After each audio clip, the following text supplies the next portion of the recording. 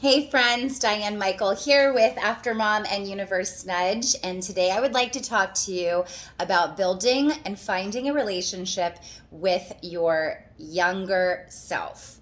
So, how do we do this? Well, first off, I started thinking about doing this when I wrote After Mom back in 2018, and since then I've dabbled in it a little bit. I'm hopeful that by doing this video, I will encourage you and also myself to get a little bit more into it because I feel like we can find some amazing gems inside of us.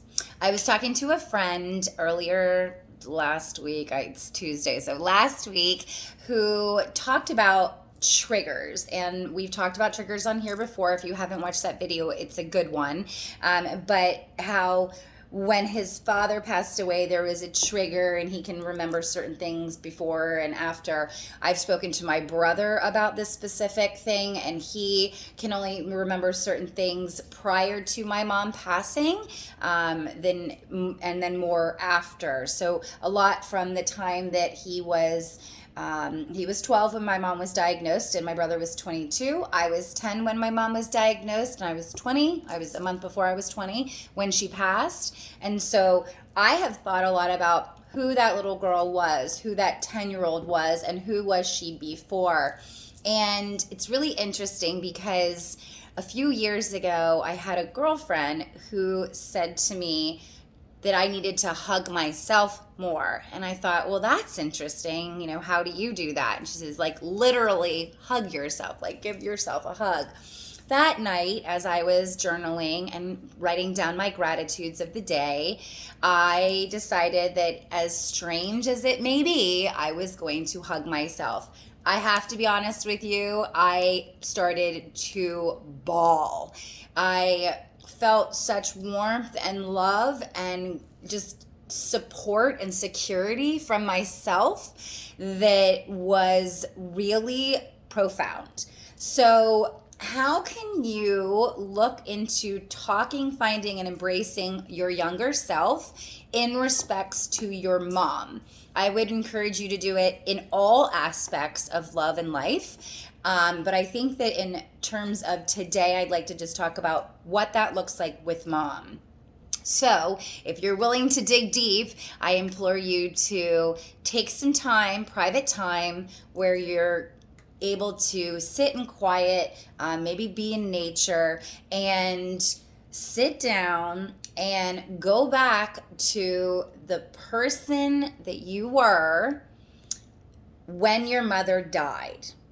What did you look like? How old were you? What were you doing? What were your favorite songs at the time? What were your favorite movies? Where were you traveling around that time? Who were you spending your time with? And sit on those questions and then see what pops up. See what comes about and embrace what comes about. And just sit there and hear from your inner self the person that you were at the age that your mom died. At another time, and then, if I were you, I would have a journal around and right away write down some of the things that come to your mind. I like to do things in a meditative state. So I simply just sit and breathe very deeply, and I get to a place where I have peace and quiet and stillness, and then I go into the questions that I want to ask myself.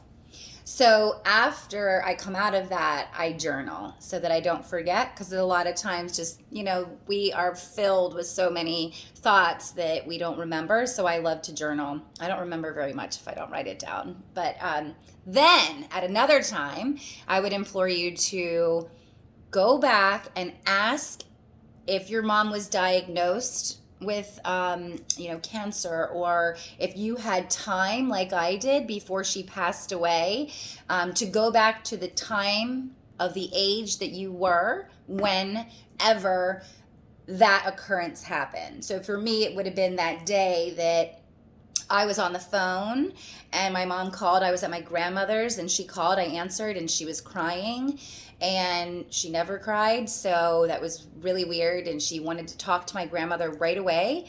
And so I went and got my grandmother. I was 10, and I wanted to know what was going on, so I eavesdropped and I put my hand over the receiver, And my mom said, Mom, it's cancer. I retreated into my bedroom. My grandmother had, her guest bedroom. And I actually wrote myself a letter that day saying that I knew that my mom was going to die. I was 10. I mean, that's crazy. But who was I before that day?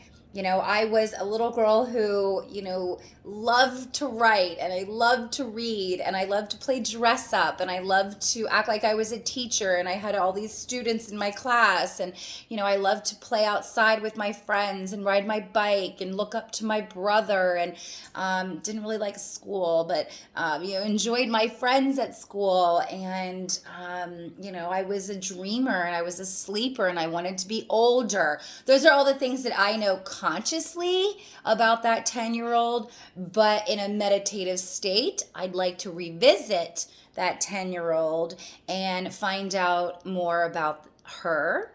And then in that process, maybe not that time, maybe come out of that journal. And then maybe on the third time, let's do this as a 3-part series. On the third time, why don't you just go back into that inner girl or that inner man that you are and ask for advice, see what comes up, and then give yourself a hug in your mind, in your inner self. Go to that younger self and embrace them and whisper in their ear and talk to them and see what comes up. I hope that you do decide to dig deep. Feel like this will be very powerful. I'm excited to do it again myself. And I'm excited to hear from you about your results, or if you think this is interesting, or if you've already done it. Lots of love to you always. And if you want to dig deeper, there are 11 insights in After Mom that definitely will help you to learn about memories of the past. It's broken up into 3 parts: memories of the past, how to heal and forgive, and then ways to keep your loved one's memory alive. You can get it at Barnes & Noble and also on Amazon. Thank you for listening. Lots of love to you. See you next time.